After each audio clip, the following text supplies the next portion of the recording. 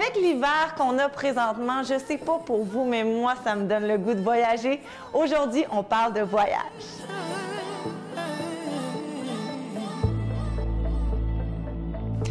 Aujourd'hui, vous parlez des voyages. Voici mes invités, Valérie Gauthier-Gonzalez, Catherine Gauthier-Gonzalez et Nicolas Loisel. Je tiens à préciser, Nicolas, que tu es fondateur de Montréal Be-Board. Exactement. Et Valérie, tu as ton entreprise de voyage qui est Passion Voyage. Quel est votre plus beau voyage pour commencer, Valérie? Mon plus beau voyage, c'est sûr que tous les voyages que j'ai faits sont incroyables, mais je dirais que mon plus beau voyage a été mon 2 mois en Europe. OK. En sac à dos, ouais. Pour toi, Catherine?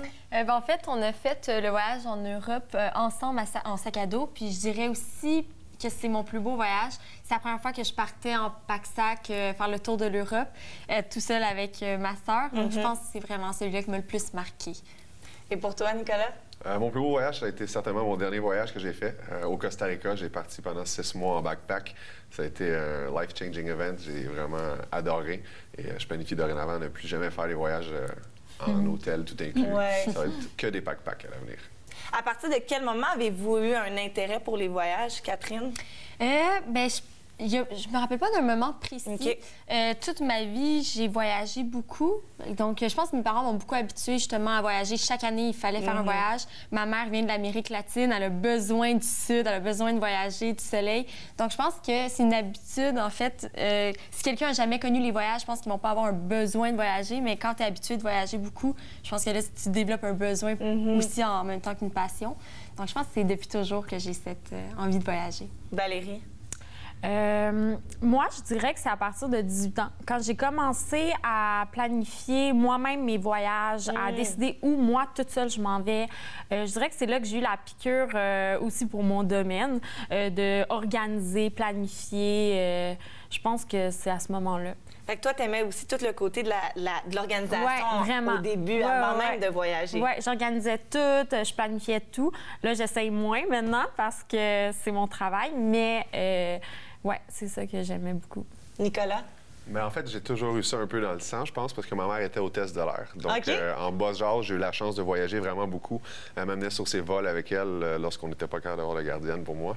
Mon père n'était pas disponible, donc j'ai eu la chance de vraiment me promener un peu partout. Et c'est vraiment arrivé en bas âge. Et, quand j'ai arrivé à l'âge de 18 ans, 19 ans, bien, je pouvais organiser ces voyages-là moi-même. Donc, il y a une liberté qui s'installait. Je n'étais pas obligé de suivre ma mère. Et c'est là que j'ai trouvé ça encore plus intéressant. Et la piqûre, elle s'est juste amplifiée, je te dirais. Ça peut être une question difficile à répondre, mais votre destination que vous avez le moins aimée, Valérie? Le moins aimé, oui, c'est très difficile parce que moi, pour vrai, tous les voyages que j'ai faits, chaque destination, chaque ville, j'ai aimé la ville en tant que telle, mais je pense que c'est selon les expériences. Pas nécessairement les gens, mais si jamais il t'arrive quelque chose de...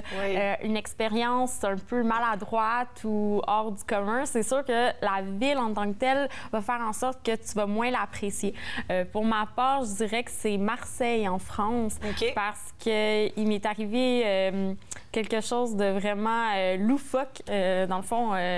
ça l'a gâché mon voyage. Dans le fond, dans les calanques, sur un bateau, je me suis fait vomir dessus. Ce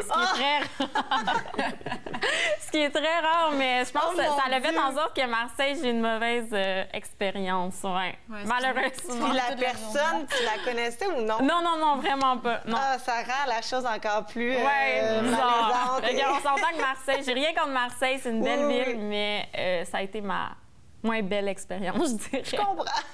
Pour toi, Nicolas? Tu as bien posé la question, parce que c'est pas tant un voyage que j'ai pas aimé, mais que j'ai moins aimé par rapport aux autres. J'ai été en Islande avec des amis et c'était pas une destination que j'avais choisie. Donc, je me suis dit, c'est pas tant la destination qui compte, mais c'est le voyage, c'est avec qui tu y vas. Donc, j'avais décidé de suivre mes bons amis et j'ai aimé, malgré le fait que la température est aussi froide qu'au Québec. Souvent, on quitte le Québec pour des lieux un peu plus chauds. Et là, quitter le Québec pour un lieu aussi froid, si c'est pas plus froid, c'est ce qui m'avait un petit peu refroidi, un petit peu en quelque sorte.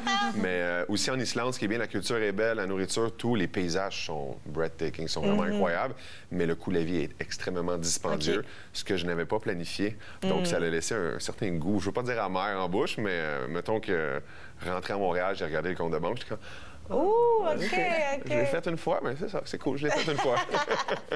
Pour toi, Catherine? Moi, c'est drôle, c'est pays que je suis allée plusieurs fois, en fait, c'est Cuba. Moi, en fait, je suis quelqu'un qui a besoin de bouger beaucoup. Et une fois, j'étais allée à Cayo Coco dans un tout inclus. Et en fait, c'est quand tu es dans un tout inclus, rien ne t'empêche de sortir pendant la journée, d'aller visiter le pays. Mais cette semaine-là, je suis restée. Donc, je pense que je suis sortie de là, il manquait un peu d'exploration, il manquait un peu de culture. Donc, je pense que c'est celui-là que j'ai moins aimé, mais c'est totalement de ma faute. C'est moi qui n'ai pas sorti de l'hôtel. Qu'est-ce qui a fait que cette semaine-là, tu n'as pas sorti? En fait, je pense que c'était vraiment... En fait, il y a plusieurs raisons de pourquoi on veut voyager. Puis je pense que là, c'était vraiment pour prendre ça relax, pour décompenser un peu, oublier. Donc, je pense que je suis partie avec cette idée-là. Puis je suis revenue en me disant que c'était pas pour moi, passer une semaine. C'est bon au moins que tu l'aies essayé. Oui, il faut essayer pour savoir après. Valérie, si les gens ont envie de te contacter pour booker un voyage, comment ça fonctionne? Dans le fond, c'est super facile. Moi, tout fonctionne par Internet. Donc, on m'envoyait un email ou m'appeler au téléphone. Donc, c'est valérie@passion.voyage. Donc, vous pouvez m'écrire. Je vais répondre au courriel à chaque jour. Et que ça soit un vol, un tout inclus, un hôtel, une location de voiture, une croisière, peu importe. Ou les voyages Pack-Sac qu'on va entendre parler. Dans le fond, c'est sûr, moi, je vous aide à planifier tout ça. Super. Puis votre page Facebook? Dans le fond, c'est Passion Voyage. Mais sinon, vous pouvez aller voir notre site Internet qui est www.passion.voyage. Super, merci. Juste pour avoir une bonne idée de à quel point vous êtes adepte du voyage, vous avez voyagé combien de fois dans votre vie, Nicolas? Ça serait dur, je te dirais, après le nombre de voyages que j'ai fait, d'avoir un suivi exact du nombre, mais ça doit être au-delà d'une trentaine, peut-être une quarantaine de voyages. Comme je disais un petit peu plus tôt, ma mère, hôtesse de l'air, m'a amené à certains endroits que j'aurais pas été par moi-même et j'étais vraiment très jeune. Alors, d'avoir un chiffre exact, c'est plutôt dur, mais au-delà d'une trentaine, facilement, c'est sûr. Wow! Puis est-ce que tu sais combien étaient des voyages Pack-Sac puis des voyages dans des hôtels? J'ai fait un voyage Pack-Sac, c'était le dernier que j'ai fait au Costa Rica. C'était ton premier? Mon premier, exactement. Okay. Et ça a été le plus incroyable, exactement. Valérie? Même chose, je pense que c'est dur de dire. J'ai visité au-dessus de 20 pays. Alors, et souvent, je suis retournée au même pays quelques fois. Okay. Je dirais au-dessus de 20, c'est sûr. Au-dessus de 20 fois. Je partais 1 à 2 fois par année. Puis depuis que j'ai 18 ans, je pars 3-4 fois par année. Wow! Alors, Puis le pourcentage de voyages Pack-Sac et de voyages tout inclus? Plus ou tout hôtel? inclus. Vraiment plus tout inclus. Pack-Sac, j'en ai fait 2 à date, mais c'est sûr que c'est pas terminé. C'est vraiment, j'aime vraiment ça. Ce n'est que le début. Oui, c'est ça. Catherine, vous êtes sœur, est-ce que c'est similaire? Oui, mais quand même, mais je sais pas non plus combien de fois j'ai voyagé. Je sais par contre combien de pays j'ai fait parce que ça concorde avec mon âge. Moi, j'ai 20 ans puis j'ai visité 20 pays différents. Il y en a quelques-uns que je suis allée à plusieurs reprises. Mais ouais, donc je sais pas le nombre exact de voyages que j'ai fait, mais je sais combien de pays j'ai visité. Si je me trompe pas, ton objectif, c'est de voyager partout à travers le monde. Oui, le plus possible. En fait, mon objectif premier, le plus réaliste, en fait, c'est de visiter, découvrir un nouveau pays par année. Ah, c'est bon. Donc, ouais, minimum. Vous êtes pas mal tous jeunes. Pourquoi les jeunes sont... Ben, toi, t'es un petit peu plus vieux, mais... Pourquoi les jeunes aiment tant voyager, selon vous, Catherine? Bien, je le sais pas, mais moi, dans mon cas, en fait, c'est vraiment... C'est pour me découvrir, moi, découvrir les cultures. J'ai vraiment une envie de découvrir le monde, d'en apprendre le plus possible. Puis je pense que les jeunes de mon âge, dans la vingtaine, début vingtaine, je pense que c'est beaucoup ça aussi, de se découvrir nous-mêmes. On est dans un âge où on essaie de savoir qui on est. Donc, je pense que c'est vraiment pour ça, pour essayer de se connaître, d'essayer de connaître le monde, d'en apprendre le plus possible, je pense. Nicolas? Je pense que les voyages sont plus accessibles qu'ils ne l'ont jamais été auparavant. Les prix sont encore plus bas, les destinations sont plus facilement vérifiables, en voulant dire. On peut aller sur Internet, voir un petit peu qu'est-ce qui nous attend à destination. Donc, ça rend tout plus intéressant. Ça force les gens à vouloir sortir un petit peu de leur zone de confort et d'aller découvrir peut-être des nouvelles cultures, des pays différents. Je pense que ça a vraiment beaucoup aidé. Peut-être la venue d'Internet, je dirais que ça a un impact, c'est sûr et certain, sur le voyage.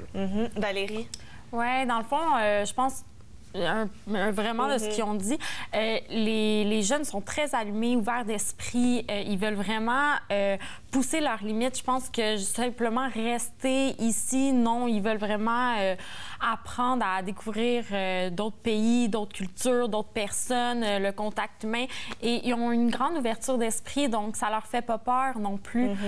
Justement, partir en sac à dos, moi, les jeunes qui viennent à moi pour des voyages, c'est souvent en sac à dos parce que, justement, ça rend la chose la plus accessible. Ils peuvent se déplacer comme ils veulent et ça leur fait pas peur. Je pense avant il y avait une certaine peur peut-être de découvrir, de sortir de chez soi. Mais ça, les jeunes l'ont pas. Alors, c'est beau. Oui, puis aujourd'hui, comme tu dis, avec Internet, le cellulaire, oui, on voyage toute seule, mais en même temps, quand on se connecte sur le web, on peut avoir facilement contact avec nos familles. Donc, on se sent peut-être moins seul de cette manière-là. Ouais, Est-ce que vous pensez que les médias sociaux contribuent à augmenter l'attrait pour les voyages? Catherine? Oui, bien c'est sûr. En fait, c'est aussi une mode, je pense, en ce moment, le voyage. Tout le monde voyage, tout le monde veut voyager et tout le monde partage ça sur les réseaux sociaux. Donc, c'est sûr que sur ton fil d'actualité, c'est que des photos de voyage. Puis, ce qui est drôle, c'est que quand on parle de voyage, par exemple, avec ma sœur, quand je parle de voyage, mais dès que j'allume mon cellulaire, c'est que des photos de voyage que je vois. Si je parle de l'Islande, par exemple, bien, dès que j'ouvrirai mon cellulaire, ça va être des photos de l'Islande. Donc, c'est sûr, ça va m'allumer encore plus. Oh mon Dieu, regarde justement. Donc, je pense que oui, c'est sûr que ça l'allume encore plus la flamme. Oui, vraiment. En fait, les influenceurs aussi, beaucoup, ils ont ça, ils voyagent beaucoup, ils mettent ça sur les réseaux sociaux. Les jeunes voient ça. Les gens, en fait, on voit ça, c'est quotidien sur notre filtre Instagram, on regarde. Mais souvent, j'ai des gens qui me disent « Ah, justement, je veux aller à tel endroit parce que j'ai vu quelqu'un qui est allé. » C'est souvent, on voit les gens aller, donc ça nous donne envie d'y aller nous-mêmes. Oui. Nicolas? Écoutez, je dirais un peu la même chose que Mesdemoiselles. C'est beaucoup l'influence que notre entourage a.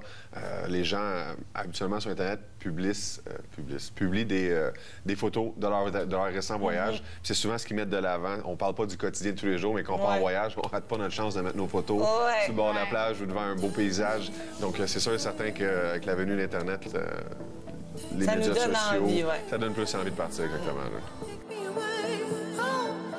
Catherine, tu veux être comédienne.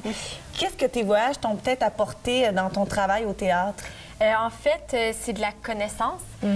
Par exemple, le théâtre à Rome, le théâtre en Grèce, j'ai pu voir les lieux, donc c'est sûr que j'ai une image. En plus d'avoir les connaissances théoriques, j'ai aussi l'image dans ma tête, j'ai pu en connaître davantage aussi. Par exemple, moi, à l'université, j'avais un travail à faire, puis c'était les différentes formes de spectacles vivants à travers le monde un peu. Et justement, moi, je l'ai fait sur la culture maya. Je suis allée au Mexique, j'ai vu les ruines mayas. Donc, j'ai pu approfondir mon sujet. J'ai vu des spectacles là-bas, j'ai vu plusieurs choses. Même chose pour, comme je disais, l'Espagne aussi. J'ai vu plusieurs spectacles espagnols. Donc, ça t'apporte beaucoup de connaissances. Oui, exactement.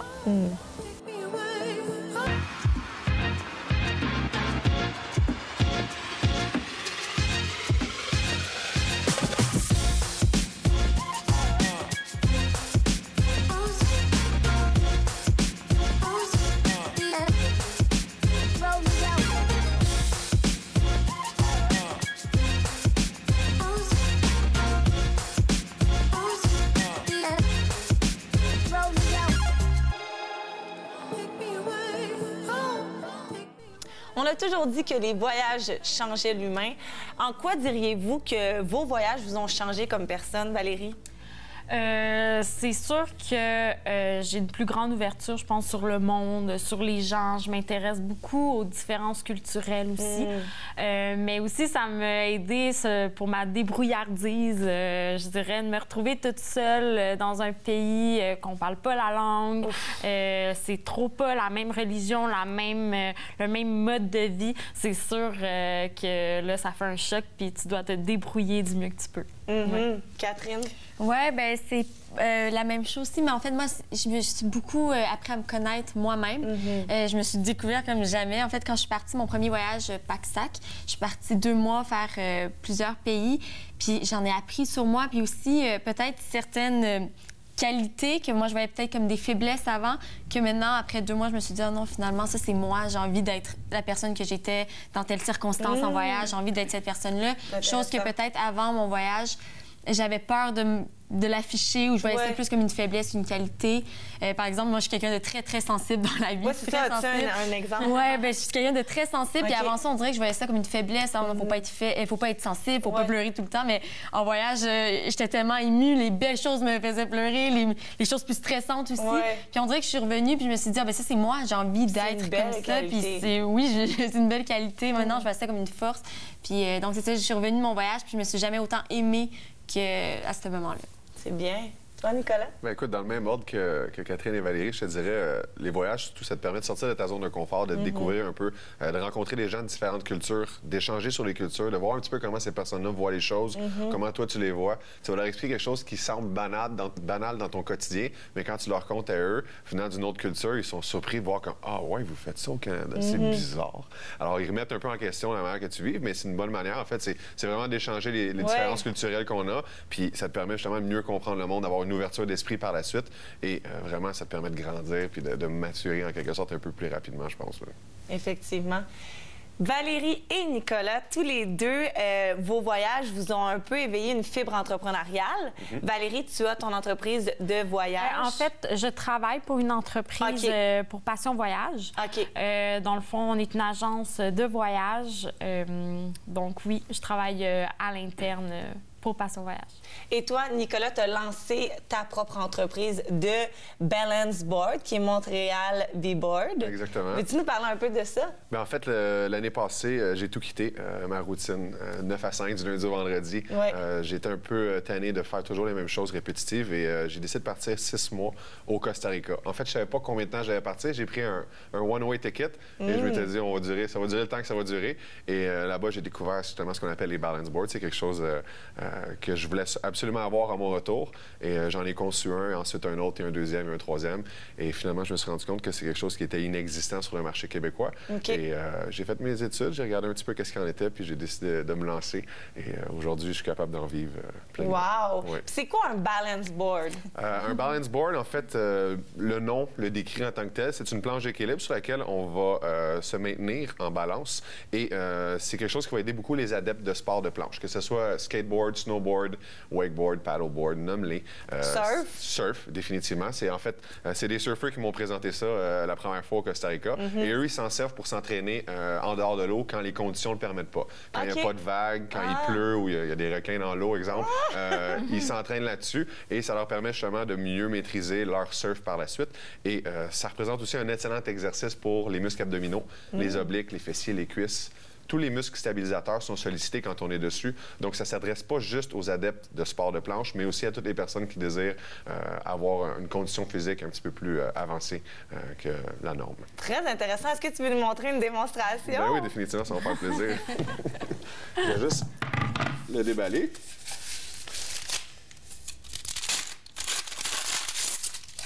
Et ça, c'est toi aussi qui fais cette base-là. Comment ça s'appelle, ça? Ça s'appelle un roll en tant que tel. C'est vraiment pas... c'est pas compliqué en tant que tel. Là, comme j'ai pas réinventé la roue. Ça s'appelle un rolla-bolla, en fait, en quelque sorte. C'est quelque chose qui a toujours existé dans la culture. C'est ce qu'on retrouvait surtout dans les cirques. Et en fait, les gens l'avaient jamais vu comme étant un article qui était commerciable et commercialisable. Et j'ai décidé d'en faire en sorte. Et en ce moment, je l'ai fait avec une certaine aisance, je vous dirais, mais pour ceux et celles qui l'essaieront pour la première fois, ils vont se rendre compte que c'est beaucoup plus difficile. Oui, moi, j'ai déjà essayé, c'est vraiment difficile. Effectivement, c'est vraiment difficile. Mais si on peut faire plusieurs manœuvres, on peut faire du squat. Eux, ce qu'ils font, c'est qu'ils essaient de garder leur équilibre le plus bas possible pour justement recréer lorsqu'on se retrouve sur une planche de surf dans la vague, dans le tube en quelque sorte. Donc, oui, c'est cette petite bébelle-là. Aussi simple que ça puisse paraître, il y a énormément de manœuvres qu'on peut faire, d'exercices physiques aussi, qui permettent justement le développement des muscles abdominaux et la proprioception. Super! Effectivement. Nicolas, où on peut trouver tes fameux balance boards de Montréal B-Board? C'est très simple. Vous allez sur Internet, que ce soit sur Facebook, Instagram ou sur notre site Internet qui est MTL mtlbboard, donc mtlbboard.com. Vous pouvez faire l'achat des planches sur le site Internet ou simplement communiquer avec nous sur les médias sociaux, Facebook et Instagram. Ça coûte combien à peu près ces planches-là? Mes planches vont approximativement entre 90 et 120 dépendamment du design et de la forme de la planche, je vous dirais. Et c'est fait de quel matériau? C'est fait en merisier russe. C'est un bois qu'on utilise qui est 100% recyclé. On tient l'environnement vraiment beaucoup à cœur. Et à chaque fois qu'on va vendre une planche, on va planter un arbre. Question d'avoir un impact positif sur l'environnement. Très beau projet. Je te souhaite encore beaucoup de succès. C'est bien gentil, merci. Moi, j'ai jamais fait de voyage pack-sac et pour moi, ça semble gigantesque comme voyage dans le sens qu'il faut tout organiser. Quels seraient vos meilleurs conseils pour nos auditeurs qui veulent essayer un voyage pack-sac, Valérie? Le meilleur conseil, c'est sûr qu'à la base, ne pas prendre un pack-sac trop grand parce que t'es porté, s'il est trop gros, t'es porté à mettre trop de choses dedans puis tu réalises que t'as pas besoin de tout ça. Ça, je pense que c'est mon meilleur conseil pour le sac à dos. Puis surtout, peut-être prévoir ton vol aller-retour, peut-être ton hôtel, ton hébergement à l'arrivée et au départ pour être sûr de ne pas manquer ton vol. Mais après ça, stresse pas. Catherine? Ouais, ben c'est surtout le stress pas. En fait, pas avoir d'attente. C'est sûr qu'il va arriver des anecdotes, des imprévus, c'est sûr. Donc, prendre ça, je pense, à la joke, prendre ça positivement et pas stresser parce que c'est sûr qu'il va arriver des anecdotes, des imprévus. Donc, rester positif puis toujours au positif et toujours profiter puis voir ça comme une belle expérience tout le temps.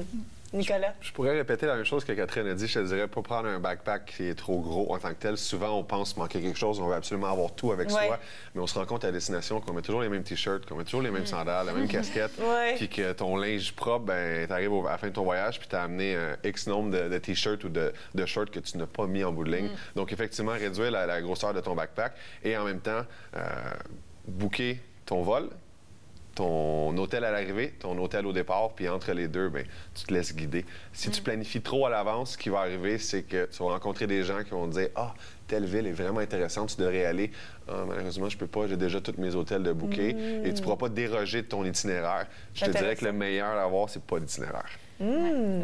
Et là, moi, la première question qui me vient en tête, je suis un peu une fille peureuse. Faire un voyage pack-sac juste entre filles, vous, je sais, vous l'avez fait. Est-ce que vous avez eu peur un peu au début? À certains moments, oui, à certains moments, certaines anecdotes. Certains pays, plus que d'autres. Aussi. En fait, c'est quand on vit un choc culturel, c'est sûr que là, le stress embarque. Et même si c'est la plus belle chose, c'est sûr que le stress embarque. Certaines manières d'agir aussi, c'est pas notre manière d'agir. Donc là, c'est sûr que pour nous, c'est un peu étrange. Par exemple, notre plus beau voyage, je pense, pour les deux, c'est le Maroc. Mais c'est le plus gros choc culturel aussi qu'on a vécu. Donc, quand nous, on n'est pas habitués, en fait, c'est simple. C'est pas quelque chose qui nous a fait peur, mais dans le métro, personne ne se parle à Montréal, tandis que là-bas, si quelqu'un te parle pendant 12 heures de temps, c'est normal. C'est pas qu'il est intéressé, c'est pas qu'il va te suivre. C'est juste qu'il est poli et sociable. Surtout qu'on était là durant le Ramadan. Donc, les gens sont... Mais c'est une culture différente. Donc, c'est différent et on n'est pas habitué, mais... Pour vrai, les deux, autant que ça a été le plus gros choc culturel, autant que ça a été notre plus belle expérience de voyage à vie. Et on recommencerait demain matin. Et là, pour finir, j'ai envie de savoir vos meilleures ou votre meilleure anecdote de voyage, parce que comme vous l'avez dit, il en arrive des choses en voyage. Nicolas? C'était dans mon dernier voyage au Costa Rica. En fait, j'étais avec un ami américain qui avait loué un 4 roues et on se promenait dans les sentiers un petit peu. Et on a vu un chemin monter en haut de la montagne. On est arrivé en haut de la montagne et c'était une résidence privée. Moi, je dirais un manoir parce que c'était immense. Et commencer avec la curiosité, je regarde à gauche, à droite. Je suis un peu plus téméraire et j'ai regardé dans la cour, il y avait qu'on appelle une infinity pool, c'est-à-dire une piscine qui termine, puis ça donnait sur... la mer. La mer, exactement, un paysage, puis on était sur le dessus d'une montagne. Et finalement, on a décidé d'aller se baigner illégalement dans la piscine. J'adore! C'était quelque chose d'assez incroyable. Puis finalement, le soir, on est retourné à l'hôtel et on est revenu avec d'autres amis, de la musique, de la bière et tout. Et on l'a fait une deuxième fois. Wow! Vous êtes game! Oui. Catherine? Mais moi, c'est mon dernier voyage. En fait, je suis partie en Grèce en sac à dos. Et j'avais prévu les bateaux pour aller dans les îles, les différentes îles. Malheureusement, j'étais à Athènes et mon bateau partait à 8 heures le matin. Donc là, je reviens des météores et là, il est à peu près minuit. J'arrive dans le petit hôtel Auberge de Jeunesse. J'arrive et on réalise qu'il y a une grève générale de tous les transports en commun, tous les taxis, en fait, une grève pour 24 heures. Donc moi, je devais prendre mon bateau le lendemain qui était, en fait, je m'étais trompée, c'était pas le port le plus proche, mais c'était l'autre qui était à quelques heures, en fait, d'auto. Donc, je me suis ramassée un peu à pas trop savoir quoi faire. Finalement, en négociant avec des amis, on a réussi à avoir un lift illégal aussi, pas mal, parce qu'il devait pas s'afficher. Donc, quand le chauffeur est arrivé, on devait faire comme si c'était notre ami. Donc là, on a une grosse poignée de main, un câlin, ça fait longtemps. Puis là, on est embarqué, puis en partant, même chose. Hey, merci! Ouais. Et toi, Valérie? Moi, pour vrai, je pense, je vais toucher du bois, mais il m'arrive. Pour vrai, je suis tout le temps chanceuse en voyage. Je dirais qu'il lui arrive tout le temps à elle des choses, mais pas à moi. Mais ma dernière expérience, moi, je suis allée fêter la fête des morts au Mexique, qui est un gros festival. On est dans un petit village qu'on peut pas prononcer, mais vraiment en plein milieu du Mexique. Et moi, je connaissais un de mes amis qui était là.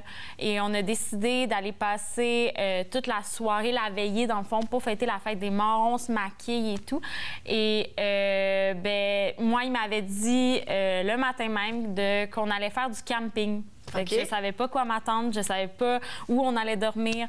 Et finalement, on s'est retrouvés dans un petit village vraiment dans le trou du Mexique et à côté des ruines Mayas. Et on a campé. Il faisait 0 degré parce qu'en plein milieu du Mexique, il fait froid. Il faisait 0 degré et j'ai pas dormi parce que la musique a jamais arrêté jusqu'à 9 h le lendemain matin.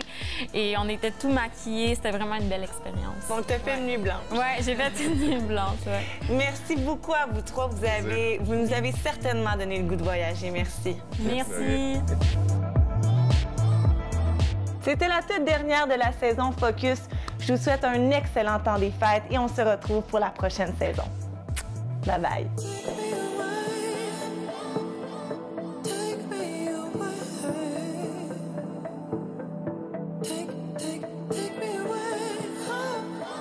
away.